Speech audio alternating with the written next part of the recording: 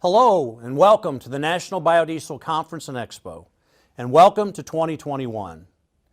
What a year it's been since we last came together, but more on that later. I want to start first by reminding everyone where we were a year ago. Thanks to the tireless efforts of our members with their congressional representatives and the hard work of our federal affairs staff in Washington, D.C., we celebrated the historic return of the biodiesel tax incentive when we met in Tampa last January.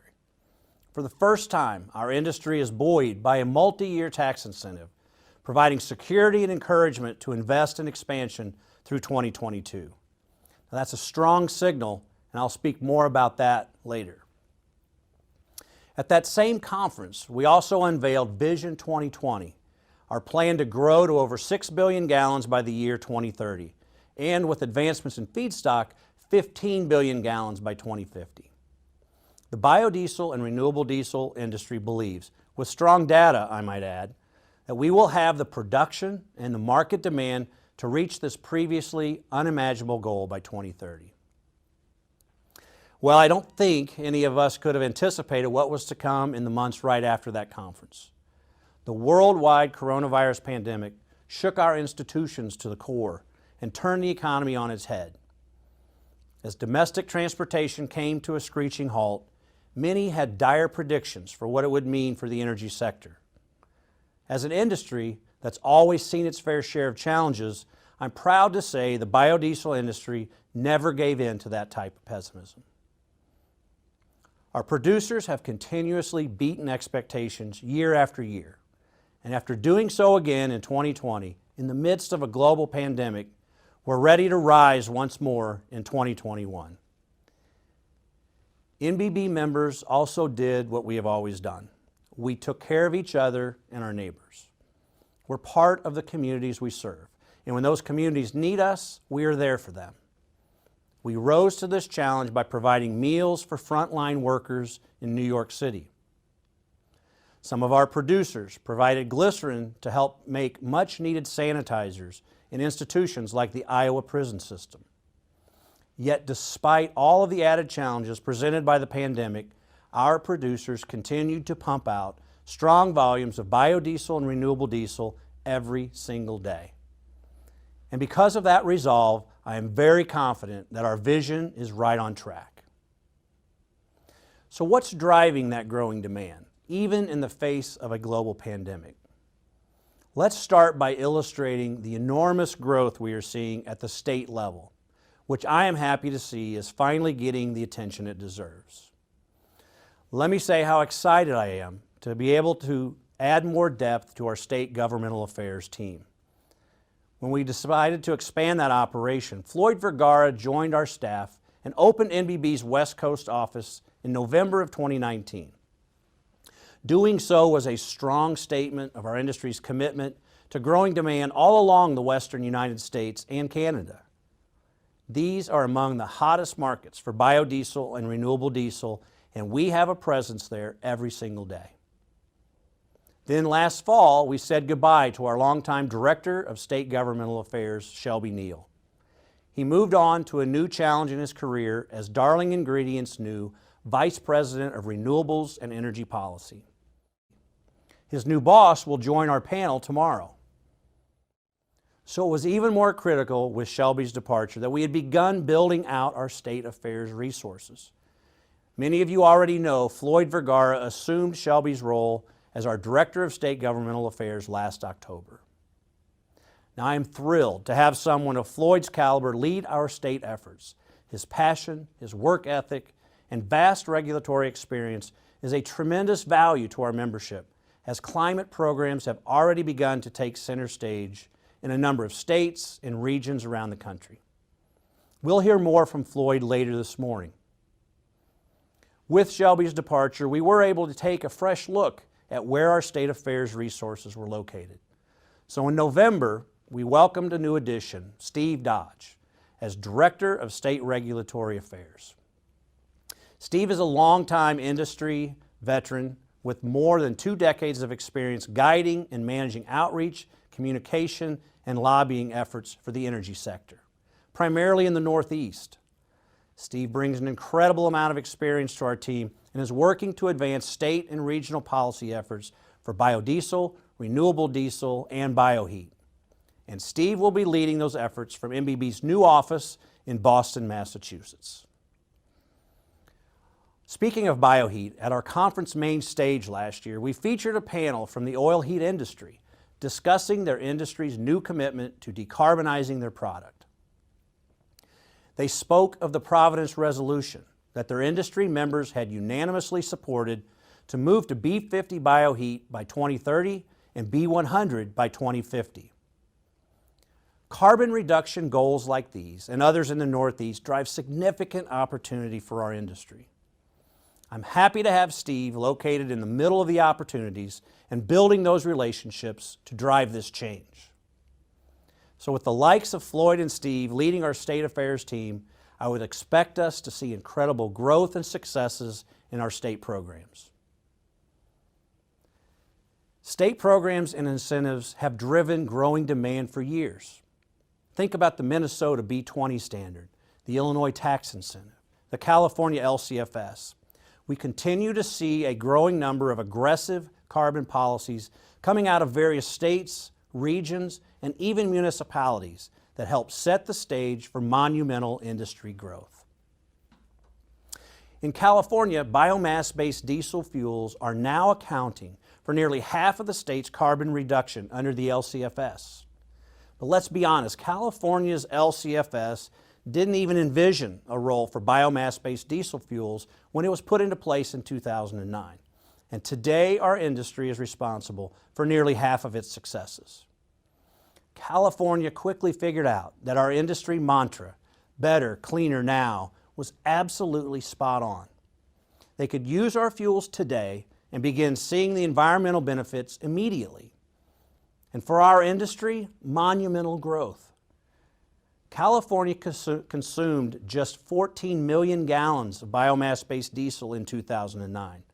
And although the final numbers are not yet in for 2020, I expect we will reach the milestone of 1 billion gallons consumed in California last year.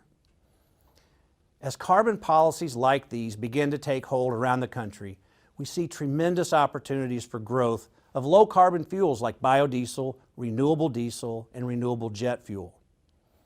While the volumes we envision may seem bold, the foundation we have built as an industry makes them attainable. So these are among the reasons I am very excited about our industry's future. The momentum is unstoppable at this point regarding our country's push toward low-carbon transportation and heating fuels. And the best news of all, in nearly all cases, biomass-based diesel fuels are the lowest cost option to meet these goals. Now, I'm a big believer in the market. I also know that markets grow best when given strong positive signals. Many times these signals come from the government in the form of support or regulation.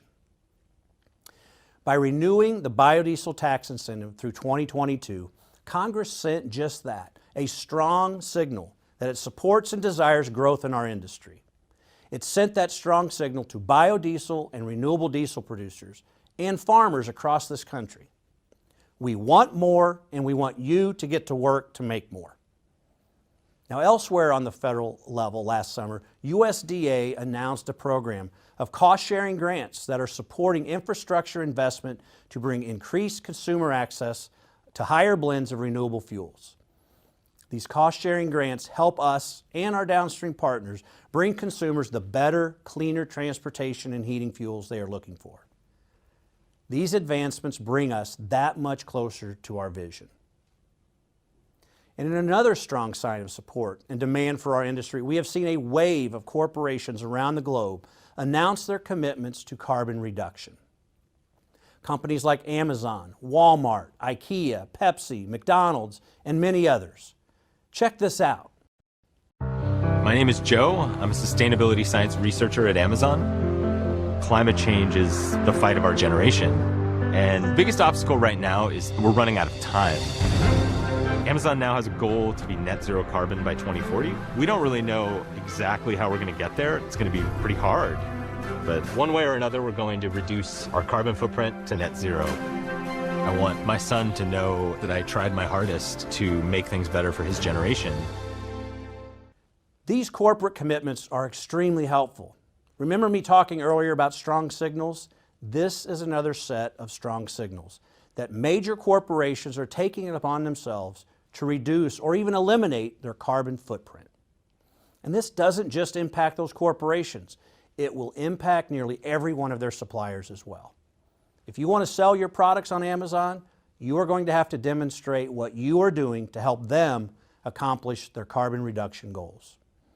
Having corporations such as these advocating for carbon reduction and putting their money where their mouths are will only help our industry be part of the conversation as solutions are being sought. With all that we have accomplished the last several years, now is not the time for us to take a victory lap.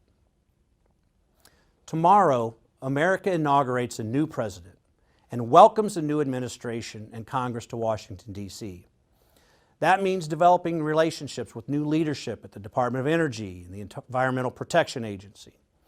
And in at least one position, we welcome back an old friend at the Department of Agriculture with the return of former Iowa Governor Tom Vilsack as Secretary of USDA. Unfortunately, the November elections also mean saying goodbye to several of our friends on Capitol Hill, including Representative Colin Peterson of Minnesota, the longtime fierce advocate for the agriculture and biofuel sectors, and Representative Abby Finkenauer of Iowa, who had taken a leading role in advancing our industry.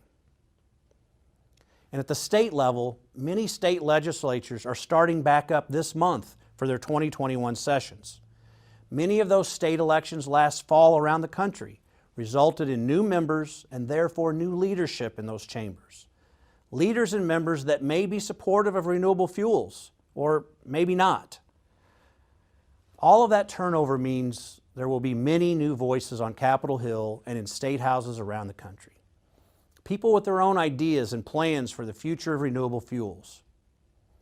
One issue we are sure to see gain more discussion is the push to electrification. Electrification in the vehicle market and electrification in the heating market.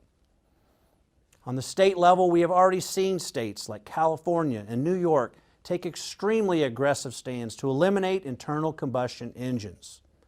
The irony is that doing so may actually hurt their state's progress toward clean air today. But these kinds of actions, eliminating internal combustion engines in favor of electric engines, can be shocking to us to hear.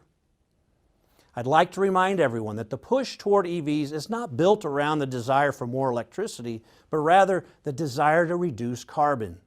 And that is a good discussion for biomass-based diesel to be a part of. Just as California found out over 10 years ago, the path to electric vehicles is a long one, and heavy-duty diesel engines with their multitude of duty cycles are not going to be easy to electrify. So our message, Better, Cleaner Now, is the message we must all unite around, and policymakers and regulators must know and understand that biomass-based diesel can do to reduce carbon today, not 5 or 10 or 20 years from now. We have the solution to their carbon reduction goals today, and we don't need new technology. We don't need new infrastructure. The answer is here today, and we just need to shout that from the mountaintops. The science of carbon reduction and renewable fuels is gaining in importance by the day. Life cycle studies of feedstocks, indirect land use change, carbon reduction percentages, GHG reductions are all driving the policies of carbon reduction. Although our message is better, cleaner now, that message must be supported by science, by data. Earlier this year, we welcomed our new Director of Environmental Science, Matt Herman. And there isn't another expert anywhere that we would want leading our efforts in making the case for biodiesel's role in a zero-carbon transportation sector. Matt is a seasoned sustainability professional. He has deep experience using life cycle assessment to measure the environmental attributes of biodiesel, renewable diesel, and the supply chains which support their production. Before joining our team, Matt held positions as Director of Policy of the Industrial and Environmental Section at the Biotechnology Innovation Organization. He also had served as Manager of Sustainability for Renewable Energy Group. We are thrilled to have Matt lead our already robust team focusing on ensuring that laws and regulations properly reflect the sustainable nature of the fuels our members produce. As carbon reduction policies continue to grow in the next few years, we are excited to bring his expertise into our Washington, D.C. office. He will help educate and communicate the science behind biodiesel and renewable diesel's environmental benefits to the policymakers and regulators, not just in D.C., but across the country. When Matt and I spoke during the interviewing process, we talked extensively about the fact that science, for the sake of advancement, is a good thing, but unless that science can be used to change people's minds and actions, it is not nearly as valuable. While we welcome our new staff, we also have to say goodbye to one of our directors at NBB. I want to extend a heartfelt congratulations to our Director of Communications, Caleb Little. He has taken on a new challenge in his career as the next CEO of the Kansas Soybean Association and the administrator of the Kansas Soybean Commission. Caleb has been with NBB since 2010. He has led our communication strategy and messaging on behalf of the biodiesel industry and has been instrumental in our annual National Biodiesel Conference and Expo.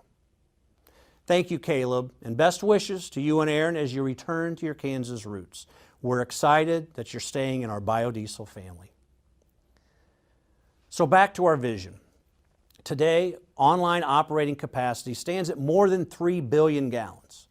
Announced expansions and new projects would potentially add another 3+ billion gallons of capacity in the next several years. This means our existing feedstock base will play a critical role. Currently, soybean oil leads the way at nearly half of the market, with approximately 8 billion pounds of oil in 2019, which is approximately 1/3 of the domestic soybean crush in the United States. With our vision in mind, we depend on today's and tomorrow's farmers and oilseed processors. Our modeling suggests that a 6 billion gallon industry in 2030 will demand over 18 billion pounds of soybean oil each year. Will that be possible if domestic soybean crush remains around 24 billion pounds a year? One thing we know is the continued growing demand for animal protein alone, driven by the worldwide population growth, will lead to increased fats and oils in the market available for industrial uses. Our U.S. farmers will continue to lead the way in feeding this growing population around the globe. And can those same farmers increase domestic oilseed production through wider use of oilseed cover crops? We know that commercializing new crops is not an easy task, and it doesn't happen overnight. But given the push to reduce carbon, oilseed production through cover crops could add as much as 1 billion gallons of oil to the equation. You won't want to miss tomorrow's main stage panel discussion about the future of feedstocks. We have put together a great panel of experts moderated by our very own Alan Weber, and I can't wait to hear what they have to say. The building blocks to grow our industry are in place. I have no doubt that we can reach our goals with domestically produced feedstocks. I believe in our nation's farmers, I believe in our industry, and I believe in our trade association to lead us all as we rise to new heights in 2021. Thank you.